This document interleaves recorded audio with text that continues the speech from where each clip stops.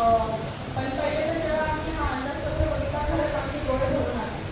पण जसं आम्ही पुढे जातोय पानं टर्न करत तर मच्छिंद्र भाऊ खरंच काही काही नगरसेवकांना अक्षरशः तसा रडायची पाळी आणली तुम्ही आमच्या.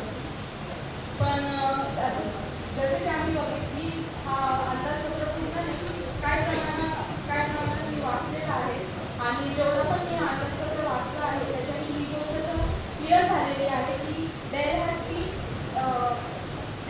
Immense biases towards the ruling party.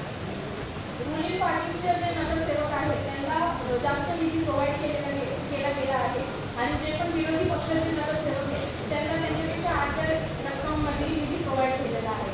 तर महापौर मॅम मी तुम्हाला हे विचारते तुमच्या माध्यमातून मी आयुक्त मॅम आणि सभापतींना विचारते की आमच्यासोबत हा अनजस्ट बिहेवियर का बरं.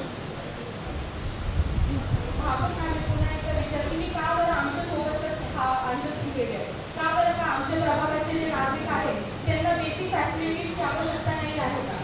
तर अगर तुमचा हाच निर्णय आहे आमच्या सर्वांसाठी तर आम्ही हा निर्णय मान्य करतो. पण मग आमच्या सर्व नागरिकांना तुम्ही अर्ध्या याच्यामध्ये तुम्ही घरपट्टी पाणी बिल आणि इलेक्ट्रिसिटी बिल द्या तर जाऊन मग आम्ही हा तुमचा निर्णय मान्य करू. त्याचबरोबर मी अजून एक मुद्दा मांडते की आता आपल्यासमोर सिंहस्थ आहे, सिंहस्थ कुंभमेळा आणि सर्व प्रभागांमध्ये सिंहस्थ कुंभमेळ्यासाठी बरेच काही कामं विकास कामं होत आहेत.